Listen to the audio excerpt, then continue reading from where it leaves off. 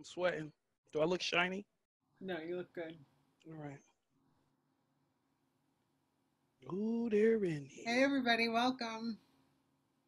Hello, folks. Familiar faces. Hi, Rain. Hello, hello. Hey, Thomas. Hi, Eva. How are you? Nice to see you. Hi, Ruth. Welcome. Hey, thank you. Yeah, thanks for being here. We're just going to wait a minute or so just so that we can give everybody else a chance to roll in. This feels like the moment where people are like walking into the theater and finding their seats. Hello there, everyone. Hey there. Nice to see you. Hello. Hello. How are you, Rain? I'm doing okay. I'm surviving. Yeah, that's what we're all doing. That's about all I got. Yeah, I hear you. That's a good thing. Surviving is definitely good. It's Better than the alternative, that's for sure. You got that right. Hopefully we'll all feel like a little bit better than surviving by the time this is over. I always feel a little bit better at the end than I do when I get started, that's for sure. Mm-hmm. Hi there. Welcome. I hope my house phone don't ring. One more minute. In the meantime, actually, what we would love to have you do, if you see the chat at the bottom, is to just introduce yourself in the chat. Let us know if you have any previous TMI experience, if you've been to a show or a workshop, or if you've actually been in a performance yourself, and where you're tuning in from, just so we can get to know you also. My name is Eva. I'm the Executive Director of TMI Project, and I'm here with Blake File, who's our Operations Manager, and he helps make sure that everything goes smoothly. And our guest for tonight is Jessieca McNabb, and we'll be hearing from her shortly. Hey, Jessieca. Hello, everyone. First timer from Poughkeepsie. Welcome, Wendy. Glad to Welcome, have you. Wendy. Ah, Shamsi, I can't wait. Are you going to write my rap for me, Shamsi? Or do I got to write it? You can unmute Shamsi if you want. We're a pretty small crowd here. You gotta write the rap. I'm gonna write the song and I'll leave you bars to rhyme over. All right. All right. Let me see what I can work out. Nice. Let me hang up on my mother. Hold on. This is the beauty of Zoom performances. You do things like hang up on your mother before the show starts, so it's just how it goes. As soon as she hangs up on her mother, I think we will get started.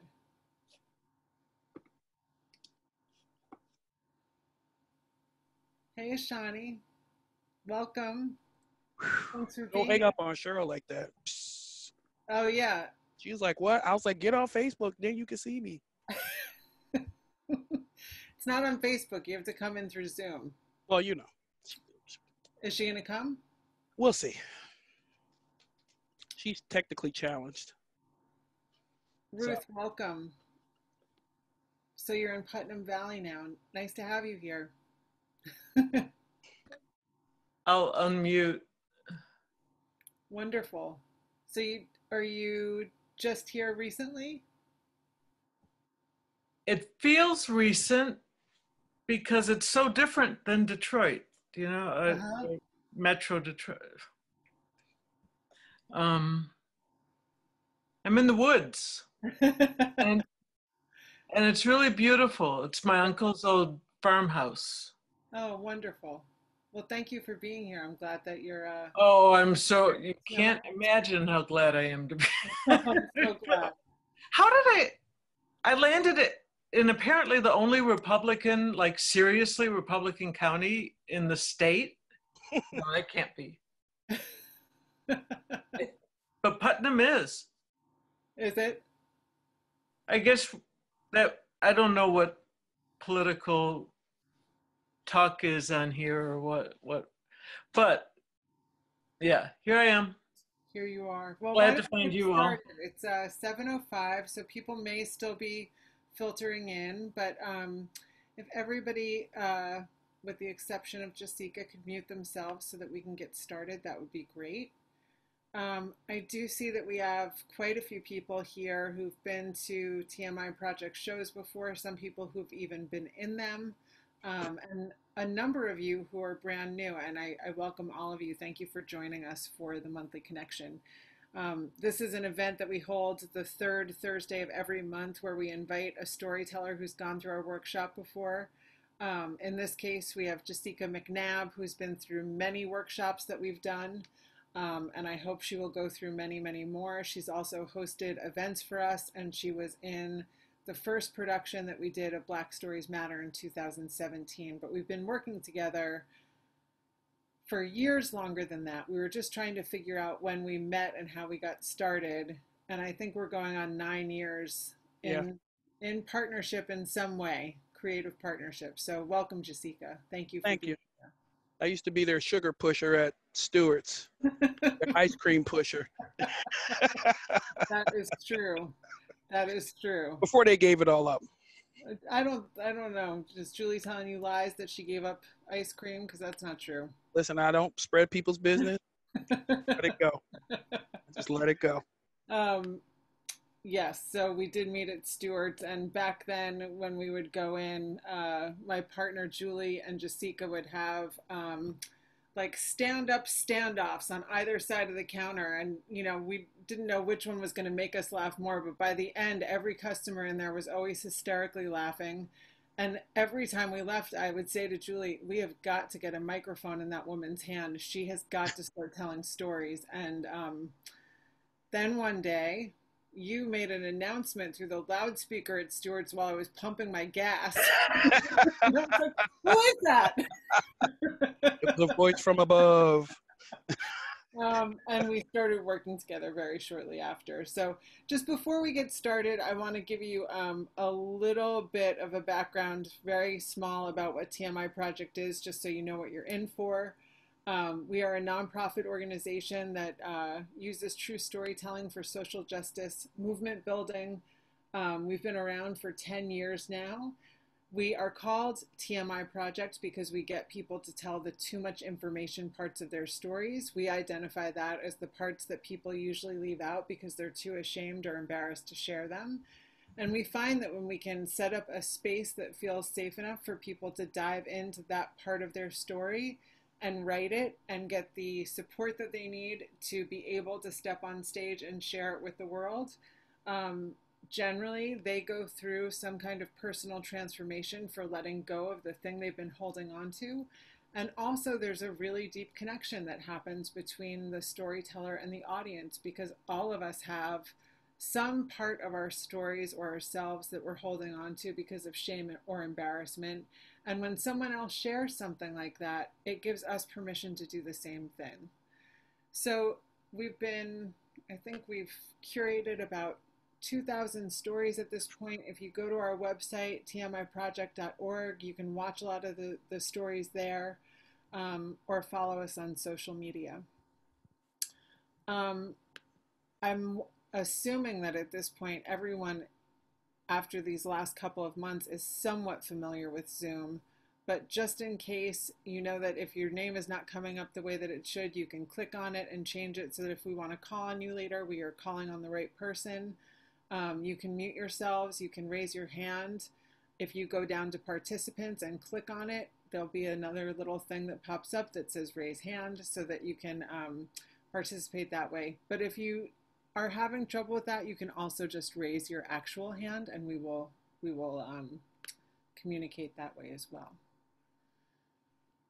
So one thing we do just to get started, just a really basic little exercise just to get grounded in the space, because we're all coming from our days and are still in our own spaces, and we just want to kind of get here together in this two-dimensional weirdness that we're sharing. And so we're just I just invite you to close your eyes and take a deep breath together.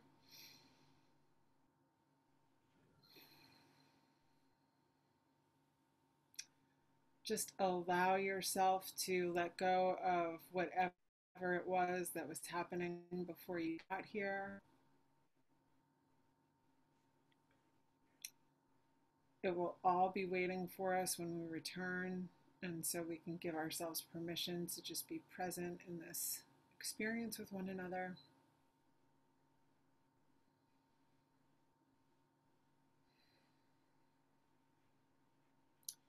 Take one more deep breath.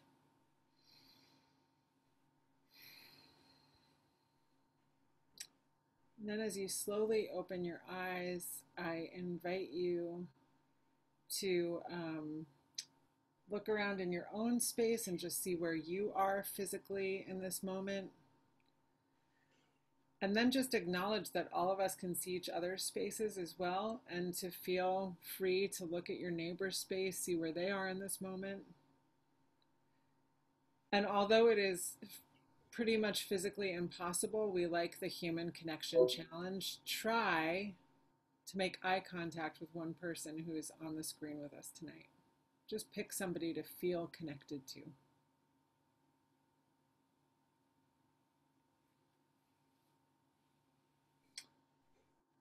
All right, so welcome everybody. Thank you for being here. I don't know why that last one, even though it's impossible, it's still one of my favorite Zoom exercises, is picking somebody to just connect to before we get started. So I gave you, before we started, a little bit of background between Jessieca and I. Jessieca, why don't we just start with, how are you doing in this particular moment that we're meeting? Where are you right now? Well, first, I'm in my penthouse suite at my house. That's all you know.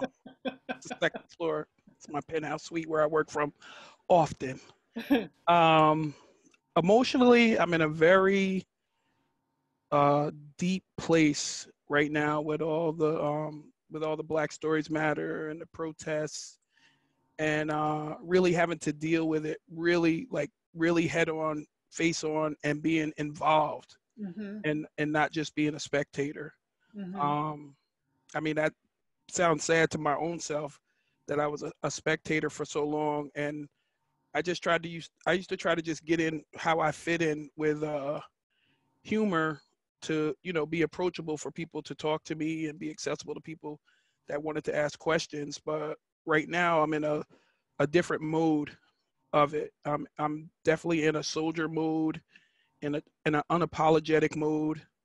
And I just want to take the platform that I have, and that I've been very fortunate for people to keep continuing to give me, and just put in positivity, unity, fairness. I just want to put all those things out there, and I want to be a part of the solution, not just someone talking about what's going wrong.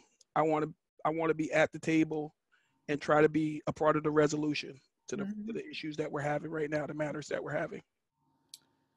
I really appreciate you being here and being a part of the conversation in a moment like this, and continuing to share your story with us. I wanted to talk a little bit about what telling your story has done for you, and if you could think about what things were like before you shared your first story, and what things are like now, and how sharing your story was part of what made some of those changes happen. Can you talk a little bit about that? Because I know you've had kind of an extreme experience in some ways. Well, I've had a very extreme experience with TMI because, as you know, Eva, when I first came in, I just didn't feel like I had a story that I wanted to share, just because I was a very personal person. I grew up in a household where what happened here stayed here, and you kept your issues and your family problems and your family secrets in the family. So when I came to TMI, I was very reluctant, and I had a hard time getting some stuff out because I just wasn't willing to share. I had just been trained for my whole entire life to be that way. And once I loosened up in TMI, it actually became very therapeutic for me to start dealing with some of the issues head on that had happened to me in our life. And just being able to talk about it. And then when I talked about it, I noticed that it was touching other people. Mm-hmm. And I think that was the biggest turnabout for me, that when I told my story, people came to me and they were like, you know, that happened to me, or I felt like that and I didn't know anybody else felt like that. Thank you for sharing your story. And it was a bit overwhelming, and sometimes it still is overwhelming, Mm-hmm. because when you reach out and you tell your own personal story, and then you find out so many people have that same story or a similar story in common, you almost feel like it's your duty after that to continue.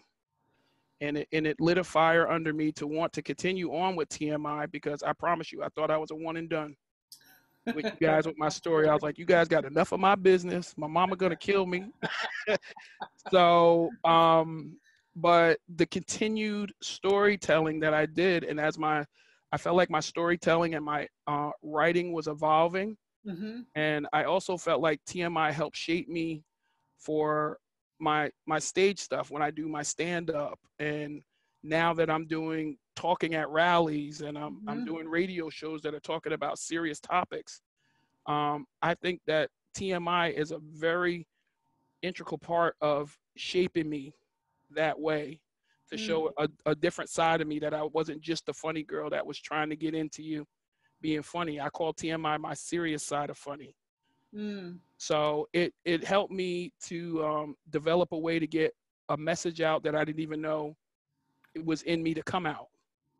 You know, you the way that you phrase something in the beginning, I feel like it just captures such an integral part of our work, which is you had something that you did not want anyone to know, and the shame of that kept you silent. And one of the things that shame does, I mean, it feeds off of silence, right? Like if you start to talk about it, shame starts to drift away. But it also, you know, the way that you were responded to and met by the audience through connection instead of judgment is exactly what we're looking for, because when you go from isolation to connection, that's where healing happens, right? And we can let go of all the things that we've been holding on to. And I remember the story that you're going to read tonight was the first story you wrote with us, right? Yes. I think you did that one first, and then after that you took the comedy writing workshop. Yes. And then you did Black Stories Matter after Right. that. And I remember in this one specifically, you kept getting frustrated in the workshops because you didn't know which direction to go in. And then we found out that there was like something that was blocking you because you didn't want to tell it. And you felt like then you had to. And then the story started to kind of unfold once you were willing to get that piece out. Does that sound right to you? That does sound right. And even though, and I wrote a lot of stuff in this story, but it was still a little more vague than if I rewrote it today, right, than it would be. And I think that what you got is when we did the podcast interview, you got all the stuff that I wasn't willing to let go in previous stories. Right. Well, actually, it brings up, so if all of you who are here and listening, TMI Project just launched a podcast in April. And in the second season, Jessieca is the first episode that will be coming out in October. And we feature one highlighted storyteller who we do a coverage on, and we talk about kind of conversation we're having right now, the story behind the story, and then the rest of the episodes for the season we just share individual storytellers. So Jessieca was the one who we did lots of interviewing with and background on, and actually end up telling the story behind this story that she's going to read for you tonight. So I encourage everybody to subscribe for the podcast. Get caught up with season 1. It's tragedy plus time equals comedy. And so there are a lot of stories in there where people went through really hard, challenging experiences, but were willing to look at them through a comedic lens. And it's also a great collection of work, but we're looking forward to featuring Jessieca's story. And as you were saying, we did get a lot more in there. Who's this? Koye Dakota Jenkins. It's our Labradoodle. She's got I call her my doodle Rican because she got a Jerry curl on top of her head. She's a Labradoodle, and Jessieca. she's very busy. Well, since we're leading into it, I think that now would be a great time to read the story. And just to let everybody know, Jessieca's going to read this story that she wrote during her first workshop experience. If you don't already, I would put a speaker view on so that you can just see her as the main reader. After she's done, we're going to open it up to questions in the chat. So if you think of things that you want to know about, either about her story or about the process, be just mindful of that, and we will open it up for questions. And then after we get done talking and answering questions, after she's done reading her story, we will take everyone here through a little mini TMI Project writing workshop experience where you'll just get a little taste, a little flavor of what it's like to go through one of our workshops. But with no further ado, are you ready? I am, there we go. Ready? You are? I'm trying to get there. Can you guys see me? I don't look ridiculous, do I? We can see you. Okay. I'm going to try to work it out.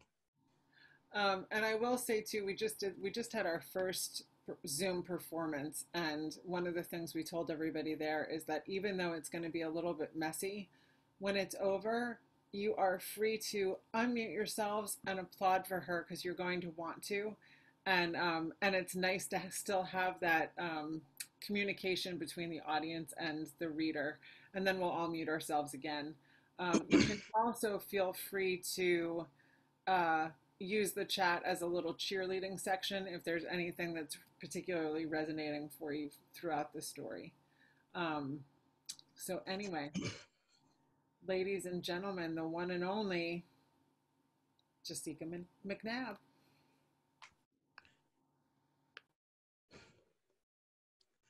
I try to go back to church in my 20s.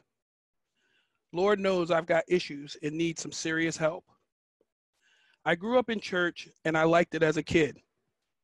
But as I've gotten older, I've noticed some pretty fishy shit that I hadn't noticed as a child. First of all, it's very cliquey, like high school. Every Sunday is a fashion show. Did you see what she was wearing today? Where did she think she was going? Girl, I wouldn't be caught dead in that thing. Excuse me. I thought we weren't supposed to judge. What happened to the saying, come as you are? There's a guest preacher this week. I take a good look at this man. Wait, isn't this the guy who was popping bottles and dropping dollars in the club last week? I saw what this man was up to. What could this fool possibly have to say to me that's righteous? And now they want me to give my hard-earned money to a bunch of punk-ass preachers who have fancier cars and nicer clothes and more jewelry than me and everybody else in the church? I'm sorry. I've never seen them dig deep into their pockets when the basket comes around. No, no, no. I'm done with this. I know I need help, but I'm having a very hard time having any kind of faith right about now. But I've got nothing to fall back on and no one to talk to. When I get a job at Kroger's, a supermarket, I am brimming with anger. Sometimes what I do with my anger scares me. I get into fights. I once nearly killed someone. Luckily, this job takes the edge off a little. I like working with food, and I love when I have the opportunity to learn something new. First, I'm a meat wrapper, and then I learn how to fillet large salmon. That's all fun and good, but what I really want to learn is how to cut meat. I've always had a fascination with big knives and table saws. As I asked the guys in charge, Julius and Mr. Billy, when am I going to get my shot at cutting meat? They both have snide smirks on their faces. There's some nonverbal communication between them, and that they seem to think is funny. What the fuck is so damn funny? Why can't I learn how to cut meat? They respond practically in unison. Because you're a girl. Then they laugh out loud as if it's the funniest joke. Then they laugh out loud as if they just cracked the funniest joke ever. This just sends me into the stratosphere with rage. I know I could kick both of their old dusty asses at the same time, but instead of being overly emotional, like they're expecting because I'm a girl, I ask, so what do I have to do to prove I could do this job? Well, you have to start from the bottom, one of them says. I agree to the terms for the next few months. I work very hard making deliveries and hamburger meat. Then my chance finally comes. I'm learning to cut meat. I'm a very quick study. I've been watching them for months. I am practically trained without any help. I grab the biggest knife. and the biggest piece of beef. As I start to dismantle this beef into steaks, roast, and stew beef, I feel a peace come over me. There's something very therapeutic about cutting this meat and it bleeding. I find that cutting meat is an antidote to my rage, a stress reliever. Every day I come to work, I can't wait to cut meat. My mind wanders to how angry I've been since I was 9 years old and we packed up and moved away from my dad. I cut and I feel as if I'm cutting my anger away. I slam the meat on the counter, trim the fat, pick it up, turn it over. Cutting meat is like body slamming the person I'm thinking of. I think about all the different men who have violated me. Precise cutting. Take that, bastard. Then a deep cut. How's that feel? I almost feel like crying as I finish this soulful cleanse. Excuse me. I show those guys who thought I couldn't do it because I'm a girl and became a certified butcher. I love my work. Then one day when I'm almost 30, I'm at my new butchering job and my joints begin to ache. Days go by and I'm getting heavier and heavier. I'm having trouble walking. I'm an active athletic person. How could this be? In a few months, excuse me, there's a dreadful morning when I can't move.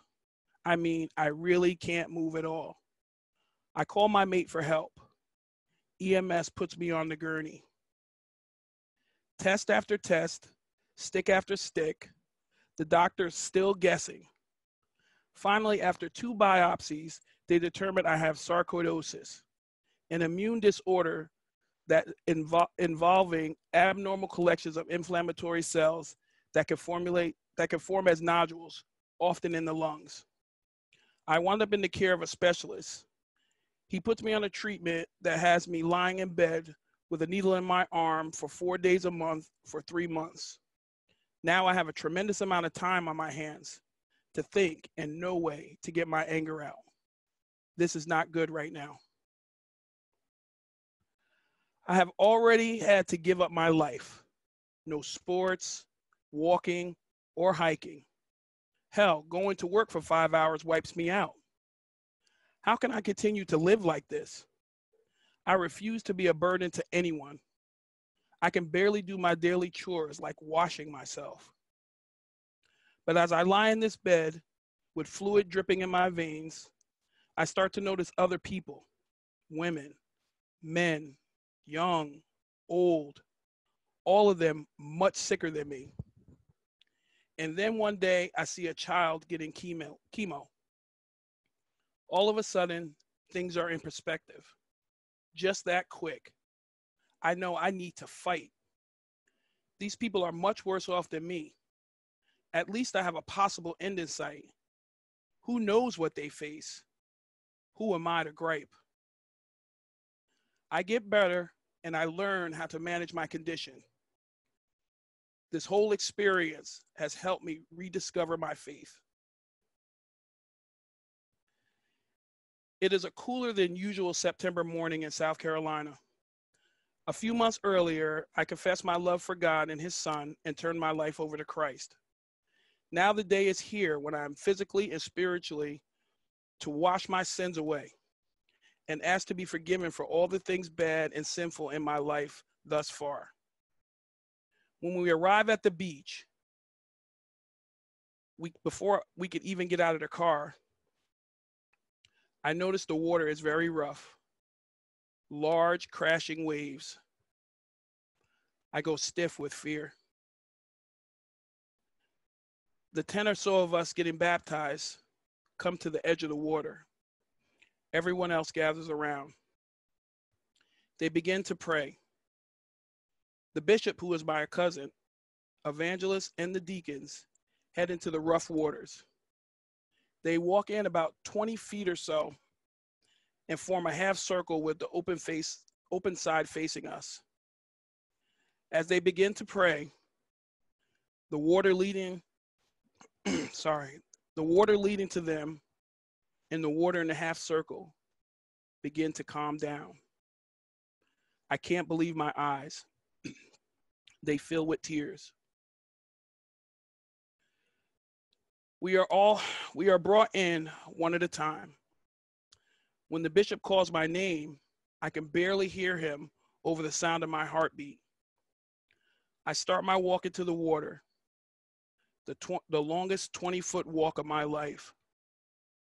When I reach them, I am waist deep. The bishop and the evangelist grab me from either side and dip me under. It seems as if it's happening in slow motion.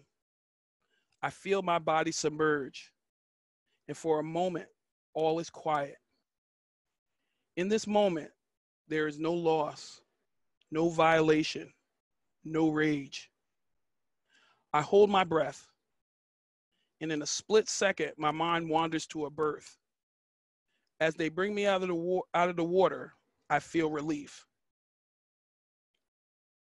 My bishop cousin looks at me and says, "We better dunk you again."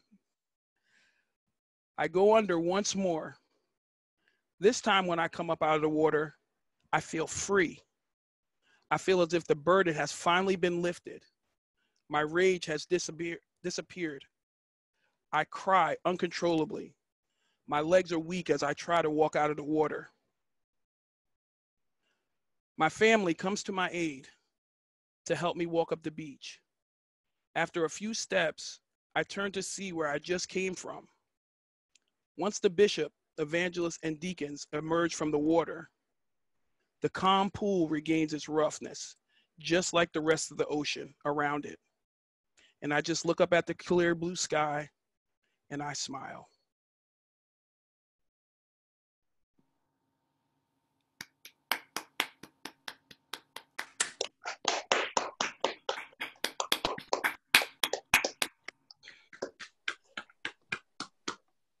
Thank you. Thank you, Jessieca. It's different every time. It's different every time. How does it feel to read?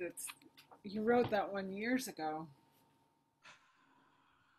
You know, it always hits me when I read about the part of the baptism, because that was a life-changing moment for me. And I'm not your usual, how they would say, holy roller. I'm not in church every Sunday, but I have a strong faith in something bigger than me. And with all the things that we're going through and all the things that I've gone through, because that story was almost 8 years ago, I've been through so many things and had to lean on that faith, on that unseen thing to get me through lots of things. So I think every time I read it, it just reads differently to me, depending on what is going on in my life at that moment. When I hear it, I think often about the need to channel rage when you've been violated in some way, and how we don't often know what people go through when they're in need of expressing themselves like that. And often we don't know because we don't talk about that, right? Like we don't ever say that that's what has happened. But I just think about you as your younger self and having all of that rage inside you and how it played out. And butchering was one of the things that helped you channel it at first. And then the baptism ended up being another thing that ended up helping you channel it in a different way or releasing it in a different way. Yeah. Yeah, it definitely showed me a more positive way to channel my energy, and it let me open myself up to other people, other women, other little girls, other little boys that had been through something similar, and they just couldn't talk about it because there was no one there that would understand, or someone was there that told them to keep quiet, or even worse, the person that abused them, they still saw on a regular and daily basis, which at one point was my story. I Mm-hmm. would see my abuser on a regular basis, and I didn't confront him or say anything to him until I was a way adult into my 40s, and that had happened to me when I was 7, 8, 9.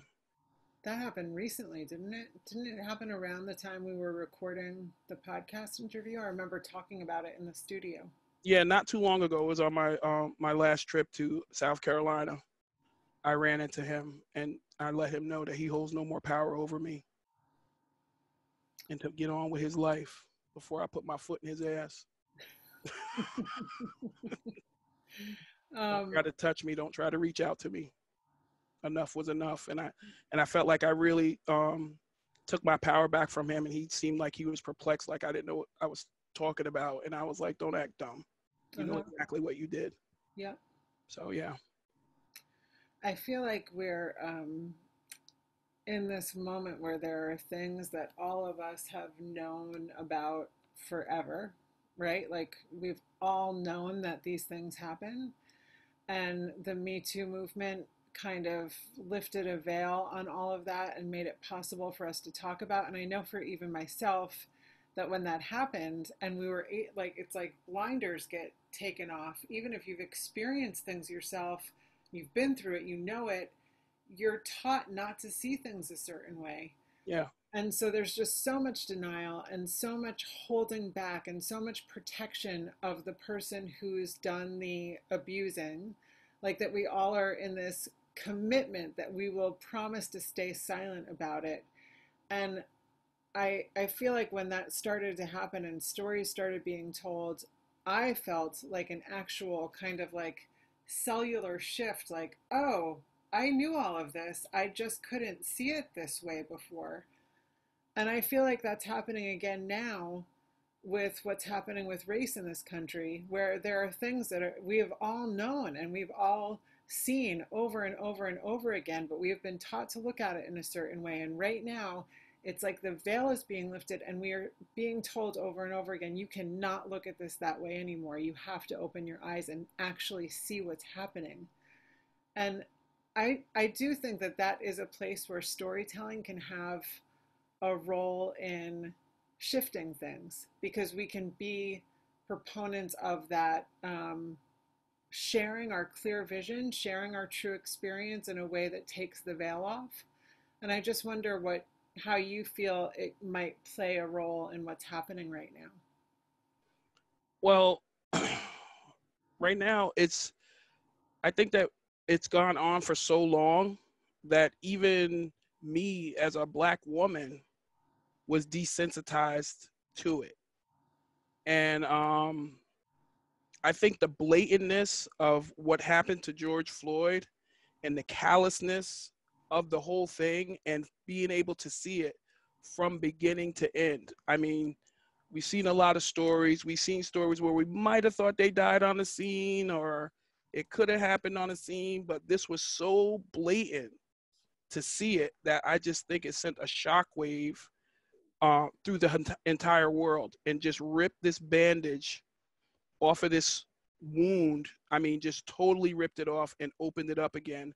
And I feel like that's why people are so involved, because you just can't believe your eyes. And I couldn't believe my eyes of what I was seeing. And I think that more people are involved just because of all this time, all these things have been going on, the races have been mixing and mixing. And you know, I love to say the beige kids are going to take over the world, because that's what's happening. Everybody is starting to flow into one type of color, and people can't avoid it anymore. People that could put a blind eye to it now have these people in their family that they're concerned about and that they have to protect. And I deal with that with my nephew. I mean, he just turned 11. And this is probably the hardest thing I've ever had to communicate with him about, besides his dumb daddy. But this is probably the hardest thing that I've really had to communicate with him about. His dad is really smart. He's cool, dude. But it's just hard. It's just hard. And it's not anything that you could write a monologue for. It's like a moment to moment thing every day. Like, what is he going to say today? Or what is he going to see on the news today? Or what kind of question is he going to ask me today? And there's no preparation for that. And it makes it extremely difficult, but I try to do the best I can with him and let him know that his Aunt Jess this is what I go to the protest for. Right. This is what I'm speaking about on the radio. This is what you're hearing us talk about on My Kingston Kids. Is trying to make sure that hopefully in your lifetime, this won't happen again. And then for the future of your kids, they won't ever have to deal with anything like this. Yeah, I mean, as you know, I have a biracial nephew also who's 13, and he just, in the backdrop of this happening, became taller than me, and I'm 5'8", so he's pretty tall now, and he's gone through that transformation of being perceived as a really cute little brown boy with big cheeks and adorable to now being this larger, already being looked at as, you know, a young black man in a hoodie instead of a cute little boy in a sweatshirt, you know, and thinking about all of the ways or all of the fears around him not being safe in the backdrop of the work that we're doing is definitely fuels me as well. And you're right, there's no way to prepare for those conversations or to know what to say and to hold on to that faith that we can possibly do something that is going to make enough of a difference to change the landscape for them by the time they're older is hard to hold on to too. Yeah. Well, I have vowed to my very last breath, because we're actually watching TV last night, and the news story came about the young man who was just shot in the back in Atlanta. And my nephew's first response was, they did it again? They're doing it again? And he was like, that, but all this stuff with George Floyd, and they're still doing it. He doesn't understand why it continues. And how do you explain that to him, why it's continuing? So I just tell him, I said, this is what we're fighting for. This is what I'm speaking about. This is what everybody that you see me, Tyrone, Shy, Monique, Harambe, this is what we're going out to do, to make sure that you don't have to watch the news and deal with this. And the look on his face is just heartbreaking to see a child have to deal with such issues at a young age, when he should just be like, I just turned 11. Right. It's a great day. I'm going outside to play with my dog and kick the ball and all that other stuff. Now he's outside and he's in his yard and he's looking like if a car slows down or if somebody is walking too slow, you know, I just don't like the world that he's had to turn his eyes to look at. Like, they stripped him of his innocence, and they continue to strip our children of their innocence for having to deal with such adult issues that should have been resolved hundreds of years ago. Hundreds of years ago, yes. Decades ago, and we're still just fighting the same fight. And I continue to fight for him with sarcoidosis, with back pain, with anything else. I fight. I have 5 nephews and 1 niece, and countless cousins that have to deal with this every day. And I will continue to fight if they have to roll me in a chair to a podium. I will continue to speak on this until I can't speak anymore. And y'all know I don't run out of words very often. No, you do not. We have no reason to worry about that happening anytime soon. No.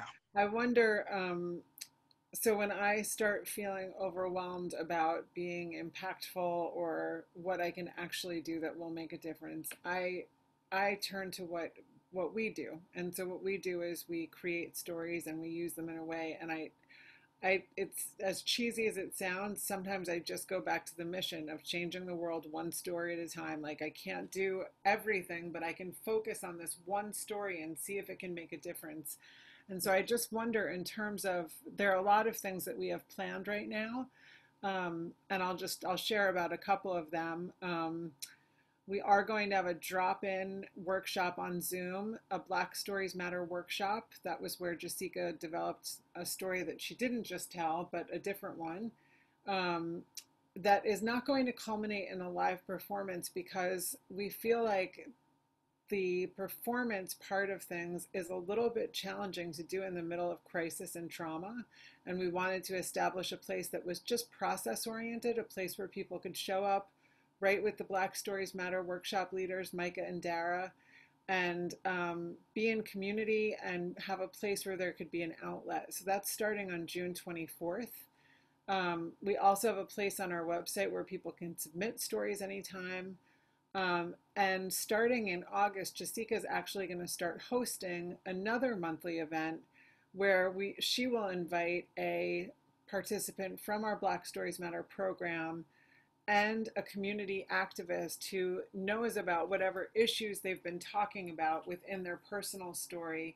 And we'll try to make the connection between sharing your personal story and then taking however it's inspired you and turning it into action, because that's really what we're hoping to do. Like, we do want to create the personal transformation and the emotional release that you get from sharing your own story. But we're also hoping that people aren't just going to listen and be inspired and then go home and do the same thing they've done every day. They're going to do something different from hearing it. And so I just wonder, Jessieca, you have so many different ways that you use your voice and your storytelling on different platforms and in different ways. Tell us a little bit about what you have coming up and going on in that regard.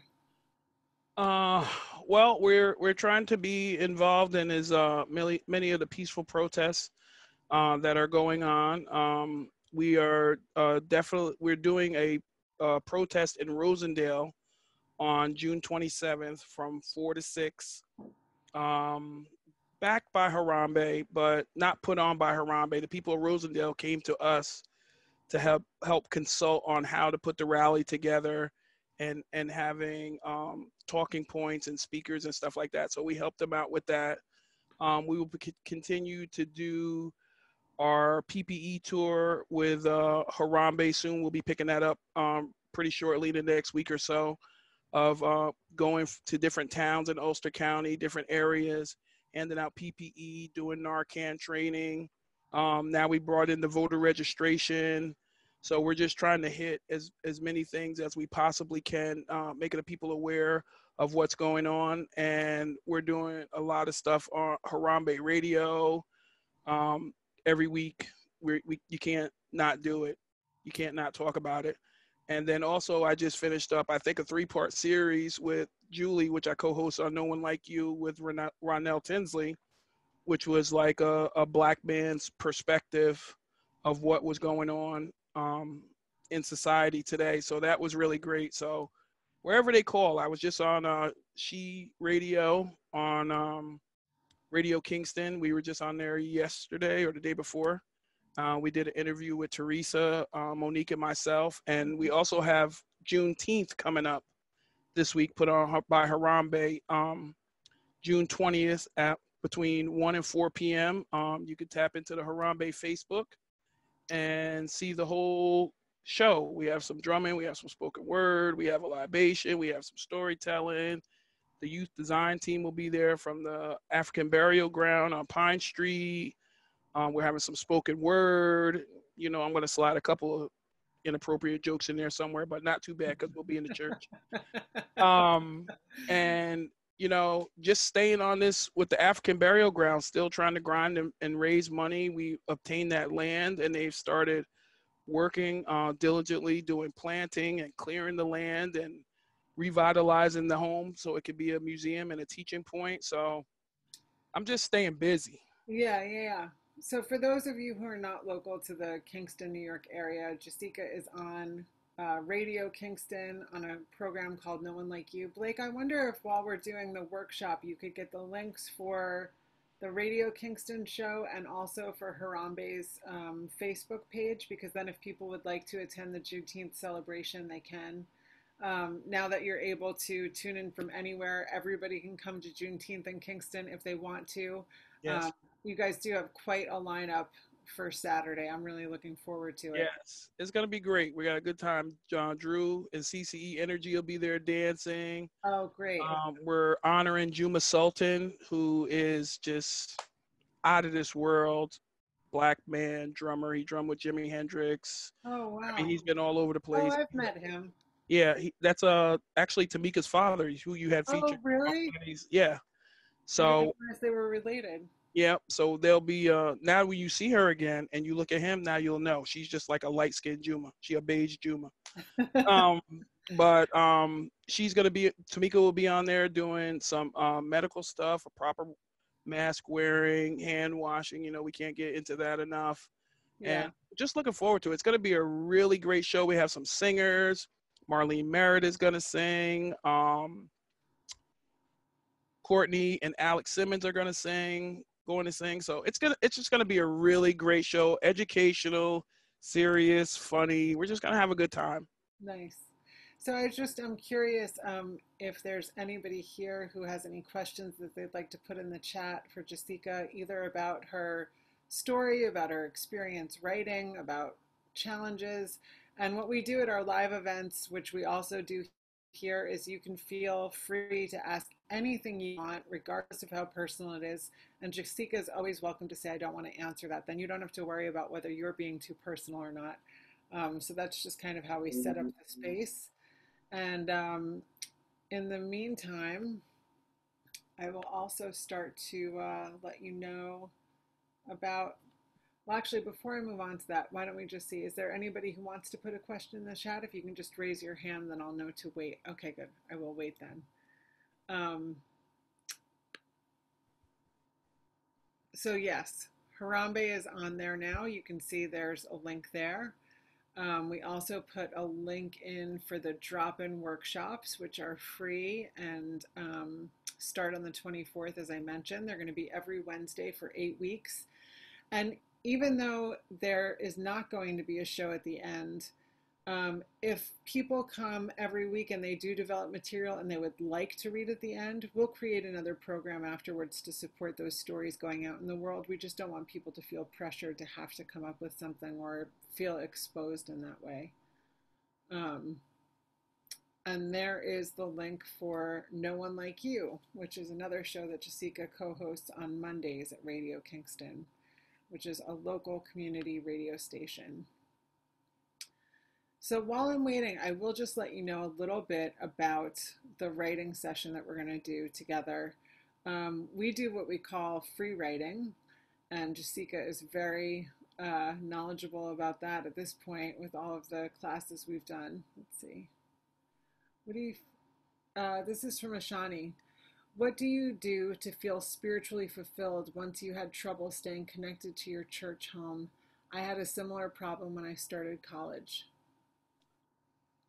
Well, what I did is I went back on the words, and I've been very fortunate to have generations of women in my life. I've known my great-grandmother, I've known my great-great-aunts, my grandmother, obviously my mom, and we've always been a spiritual family, but they always told me that the preacher is a man.